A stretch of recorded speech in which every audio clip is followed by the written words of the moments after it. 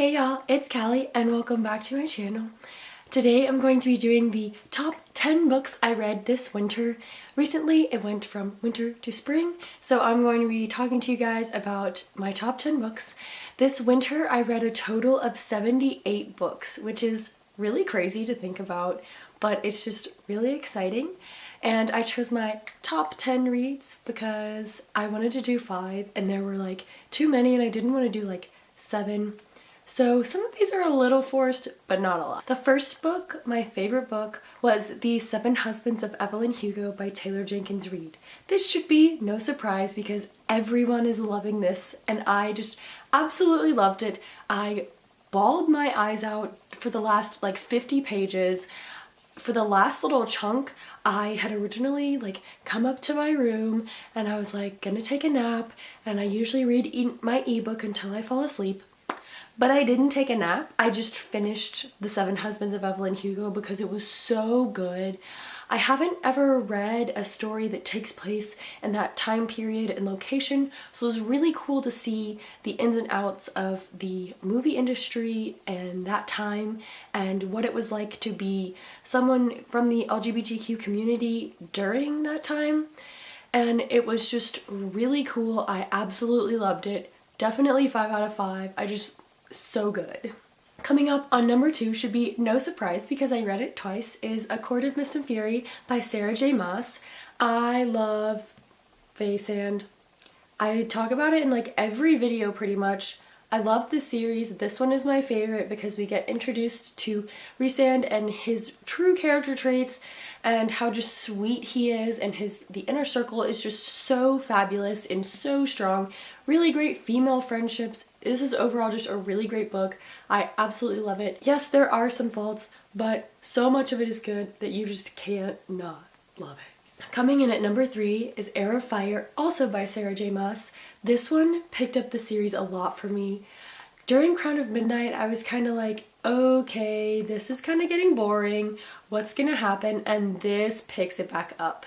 This connects a little bit more to Akamath in terms of some of the ideas, because I noticed when I reread Akamath some things that were pretty similar to things that happen in here, and just the overall kind of fairy world that is present in both of these. It was just developed a lot more and I absolutely loved it. It was such a good book and I loved all the introduction of the new characters, including our little furry friend, I would say, because he's Abraxas is kind of like an animal, like a pet. So I'm going to call him Manon's furry friend. Coming in at 4 is Tales from the Shadowhunter Academy by Cassandra Clare, Sarah Reese Brennan, Maureen Johnson, and Robin Wasserman. This is the collection of short stories that takes place after City of Heavenly Fire, and it follows the character Simon. It was so good. I loved each and every story, and it wasn't just focusing on Simon. Each story had someone from the main series or the Infernal Devices, so you got to see all of your favorite characters. Even though the main story was centered around Simon, it was just all around so great. I loved everything about it, and it was really great seeing Simon's development as a character. Coming in at 5 is They Both Die at the End by Adam Silvera. This was the first time I cried listening to an audiobook. I previously read History Is All You Left Me, also by Adam Silvera, and I didn't really love it, so I was really hesitant going into this, but I ended up loving it. Mateo and Rufus are just so sweet, and it's a little bit insta-lovey, but not in a bad way. It's written just so well and so beautifully, and you just become so connected to the characters, even though it takes place over less than 24 hours, and it was just so heartbreaking, yet so inspiring, and just all around such a beautiful book. Coming in at number 6 is Dreams of Gods and Monsters by Laini Taylor. This is the 3rd book in the Daughter of Smoke and Bone trilogy. This was so good. You got the war. This goes in so many directions that you don't expect it, because in the end of the last book they have a plan. The plan fails, so they have to completely redo everything, and then the ending, you didn't know going into the epilogue whether it was going to be a happily ever after, and yet it wrapped itself up really well while also leaving it open-ended enough to decide on your own is how it was going to be yet you still knew it was gonna be a happy ever after, but you got to kind of decide a little bit of how it would go. I just really loved the trilogy overall, and this one was definitely my favorite. It was just so phenomenal. Coming in at number 7 is A Torch Against the Night by Saba Tahir. This is book 2 in the Ember and the Ashes series. This is so good. This was the first time while listening to an audiobook I wanted to have a paper copy to highlight. I got this on Book Outlet like right after I finished it, and the cover one, like, is just stunning. And it's just such a good book. I absolutely loved every single one of the main characters, and it was just so complex, and the main two evil people are just so despicable. It's just impossible not to hate them, and it was just so good seeing just everything go down, because it takes all of these different twists and turns that you don't expect, and it was just really, really good. Coming in at number 8 was Red Rising by Pierce Brown. I was not expecting to love this as much as I did. I knew it was a dystopian that took place in space, kind of, which was about all I knew going into it, and I knew that a bunch of people really liked it, but oh my gosh, I loved it. It's all about this boy who is a red, and that's kind of the lowest of the low, and he and his people believe that they are in these slave-like conditions to make Mars hospitable for everyone else, and then through extenuating circumstances, he discovers that that's not actually true, that for 500 years people have been living above the surface of Mars, and these people are just being enslaved for absolutely no reason other than free labor. So it's just so stunning. The world is just crafted so beautifully, and it's just so intense, and I never knew it was going to happen. And there was even a little bit of romance, which definitely helps me personally connect to a book, is when there's that little bit of tension in there.